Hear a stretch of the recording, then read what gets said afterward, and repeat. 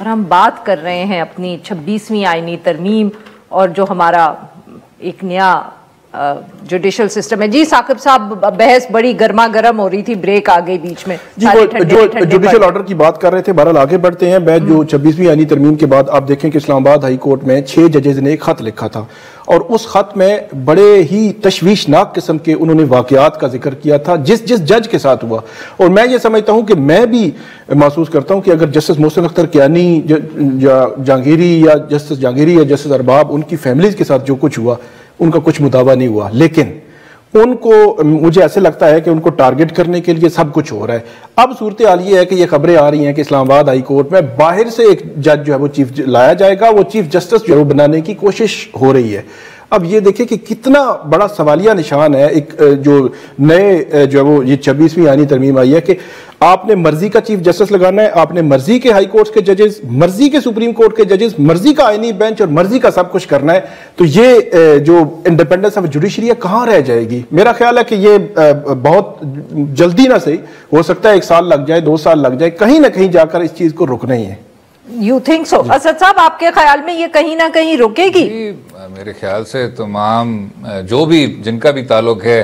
Legal profession سے, وہ یہی امید کرتے ہیں کہ جو ایک عدم استحکام دیکھنے کو مل رہا ہے عدلیہ کی سائڈ پہ, وہ اب ختم ہو اور ہم کوئی ایک نئی ایک آئینی کنسنسس کی طرف بڑھیں. میں لیکن جو پہلے بات کی جا رہی تھی, حافظ صاحب کی باتیں ہمیشہ تعمیری ہوتی ہیں, جہاں میں اتفاق بھی نہیں کرتا تو ہمیشہ ایک لیگل پوائنٹ ہوتا ہے. انہوں نے یہ بات بالکل ٹھیک کی کہ 26ویں ترمیم کے بعد جو صورتحال ہے وہ تبدیل ہو گئی ہے, یہ بجا بات ہے. لیکن اس آئینی بینچ کے فارمیشن سے پہلے ہی آپ کو یاد ہوگا عارفہ صاحبہ, ثاقب صاحب نے تو اس پر رپورٹنگ کی ہوئی ہے کہ پریکٹس اینڈ پروسیجر کی جو کمیٹی تھی اس میں شاہ صاحب, جسٹس منصور علی شاہ صاحب اور جسٹس منیب اختر صاحب کی جو اکثریت ہے, انہوں نے یہ فیصلہ کر دیا تھا کہ اب 26ویں ترمیم کا جو معاملہ ہے وہ فل کورٹ ہر حال میں سنے گی, اور یہ کانسٹیٹیوشنل بینچ کی کمپوزیشن سے پہلے تھا. تو یہ بھی فیصلہ ابھی فیلڈ میں ہے. آپ اس کو بے شک ایڈمنسٹریٹو آرڈر کہہ دیں, کمیٹی آرڈر کہہ دیں, کچھ اور کہہ دیں, لیکن ہمیں ابھی تک بتایا نہیں گیا کہ اس آرڈر کے ساتھ کیا ہوا ہے. ایک یہ بات. دوسرا, جو 26ویں ترمیم ہے وہ میں سمجھتا ہوں باقی جو ہماری امینڈمنٹس ہمارے رہے ہیں وہ اسی سطح پہ پارک نہیں کیے جا سکتے. جو سب سے بڑا فرق ہے وہ یہ ہے کہ سنی اتحاد کونسل کا جو فیصلہ تھا وہ منظر عام پہ آ چکا تھا, اس پر عمل درآمد نہیں کیا گیا, جس کا مطلب ہے چاہے اقلیتیں ہوں, چاہے ہماری ریزروڈ خواتین کی نشستیں ہوں, آپ نے ووٹر کے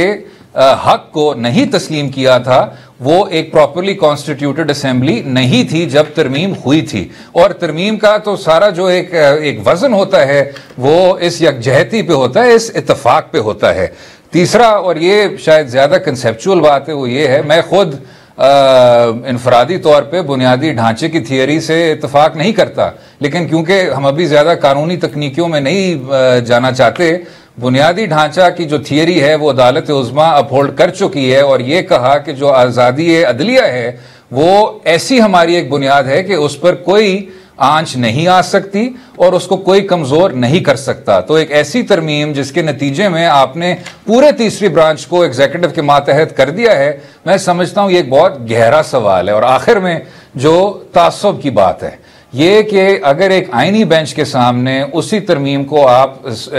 پلیس کریں گے تو یہ کہ جی لیٹ جسٹس باتیں آپ کے سامنے ہیں. جی ہاں چلیں حافظ صاحب, 26ویں آئینی ترمیم, پریکٹس اینڈ پروسیجر کا آرڈر, بیسک بنیادی ڈھانچہ, 4 چیزیں اسد نے کہی. اسد ماشاءاللہ بڑے لرنڈ ہمارے لائر ہیں, ویل گرومڈ لائر ہیں, بڑا ان کا ایکسپرٹس ہے, بڑا اچھا لکھتے ہیں. 4 چیزوں پہ انہوں نے بات کی. پہلے کر لیتے پریکٹس اینڈ پروسیجر کی, جو 2 نومبر کی کمیٹی کی میٹنگ ہوئی ہے, جو جسٹس منیب اور جسٹس منصور شاہ صاحب نے اس کے منٹس جو آئے تھے. اب وہ بھی چیز یہ ہے کہ چیف جسٹس آف پاکستان کو کہا گیا کہ آپ آئیں اور یہ جو 26ویں آئینی ترمیم ہے اس کو ہمیں فل کورٹ کو بھجوانا چاہیے, اور اس کے اوپر ایک میٹنگ ہے جو اس کے منٹس کے اندر آیا جس پہ چیف جسٹس نہیں گئے. اب یہ ہے کہ جوڈیشل کمیشن کا نہ بننا یہ بنیاد نہیں ہے کہ پریکٹس اینڈ پروسیجر کے نیچے جو کمیٹی ہے وہ ان میٹرز کو آرٹیکل 191A کے نیچے بارڈ ہے ان کو چیف جسٹس کو کہے کہ آپ فل کورٹ بنائیں. دوسرا یہ ہے کہ فل کورٹ بنانے کا چیف جسٹس کا اختیار جو ہے وہ 26ویں آئینی ترمیم کے بعد ختم ہو گیا ہے، چونکہ اب ہر وہ آئینی معاملہ جو ہے وہ آپ نے جوڈیشل کمیشن کی طرف بھجوانا ہے، اور جوڈیشل کمیشن کی کمپوزیشن چاہے پورا سپریم کورٹ ہو سکتی ہے، چاہے 7 ممبرز ہیں، اور جس طرح ابھی 8 ممبرز پہ بات کہی ہوئی ہے۔ تیسرا اس چیز کے اندر جو انہوں نے اشارہ کیا ہے کہ جو آپ کا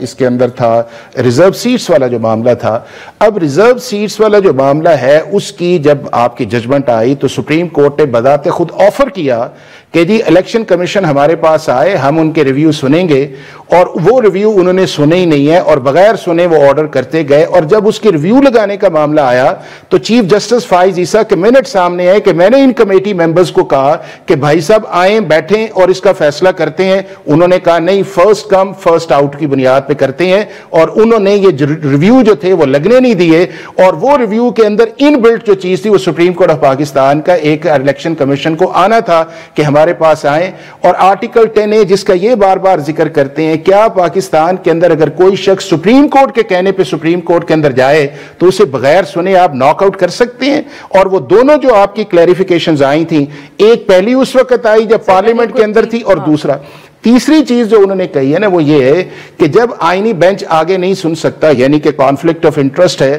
تو جو اعتراض کر رہے ہیں وہ ایگریوڈ ہیں، جو اندر بیٹھے ہوئے ہیں وہ کانسٹیٹیوشنل بینچ ہے، چیف جسٹس بینیفیشری ہے، 3 ججز جو ہیں وہ آگے گئے ہوئے ہیں، تو کلیئر ڈویژن تو آ گئی ہے نا۔ اب اس کلیئر ڈویژن کے آتے ہوئے جو ہے آپ یہ ایکسپیکٹ کریں کہ اگر وہ جج وہاں پہ بیٹھے گا یا جس کا انٹرسٹ ہوگا وہ فیصلہ وہ کرے گا وہ جو ضمیر کے مطابق ہے، تو ہم نے تو ساری اس کنفیوژن کے اندر جو ہے یہ اس کانسٹیٹیوشنل پروسیس کے اندر سب کو اس کے اندر ڈال دیا ہے۔ اب میرا خیال یہی ہے کہ اس معاملے کو جس طرح کانسٹیٹیوشنل بینچ کی طرف گیا ہوا ہے ان پہ ٹرسٹ کریں، ڈیسائیڈ کریں، اور اگر کل کو آپ کو موقع ملتا ہے جس کو نہیں سن لیں نا، پھر میں ایک انٹرسٹنگ بات آپ کو بتاتا ہوں، جو جوڈیشل کمیشن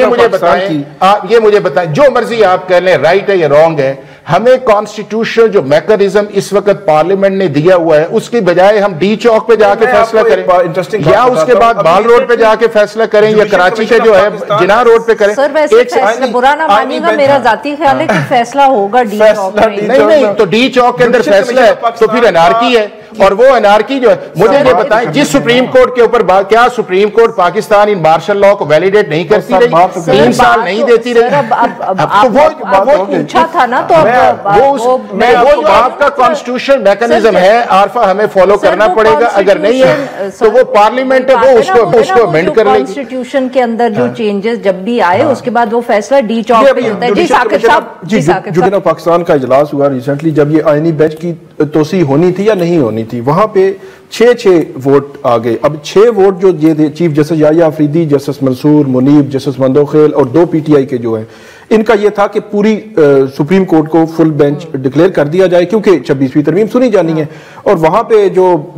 ہمارے آئینی بینچ کے ہیں سربراہ ہیں جسٹس امین الدین خان، انہوں نے گورنمنٹ کی سائڈ پہ ووٹ دیا اور انہوں نے کہا کہ نہیں، یہ جو ہے وہ یہی توسیع ہونی چاہیے۔ یہ کیسی بات کرتے ہیں؟ گورنمنٹ کی ووٹ ہے آپ نے دیا ہوا ہے وہ ادھر دیں یا ادھر دیں، نہیں مطلب یہ ہم ڈسکس تو کر سکتے ہیں نا کہ یہ کچھ ہو رہا ہے۔ ابھی پیکا پہ آج سائن ہو گیا ہے، پیکا پہ آج سائن ہو گیا ہے، بٹ سر وہ کل تک شاید ان کو خیال آئے گا، آج تو ہمیں بولنے دیں۔ یہ جو چیزیں ہیں نا، یہ میرا خیال میں جو کنفلکٹ آف انٹرسٹ کا اتنا بڑا معاملہ ہے کہ وہ آج خود ہی سن لیں، اس پہ ہی یقین کر لیں، اس پہ میرا خیال میں یہ ایک ایسا پنڈورا باکس یہ کھولیں گے۔ میں ہمیشہ سے یہ مثال دیتا ہوں، ایک سول جج ہے نا، اس کے سامنے بھی ایک بندہ کھڑا ہو کے کہہ دے کہ بھائی آپ کا کنفلکٹ آ رہا ہے، آپ بینیفیشری ہو سکتے ہیں، اس کا جو بھی آرڈر آئے گا، وہ بیچارہ بھی سیشن جج کو بھیج دیتا ہے کیس کے، یار کسی اور جج کو بھیج دے۔ یہ تو سب سے بڑی سپیریئر کلاس ایک سپریم کورٹ میں بنا دی گئی ہے، اور جو ہے وہ آئینی بینچ ہے وہ کیوں نہیں اس معاملے کو دیکھے گا؟ ان کو تو بالکل دیکھنا چاہیے۔ پچھلے 5 سال کے اندر کتنے چیف جسٹسز تھے جن پہ اعتراض ہوئے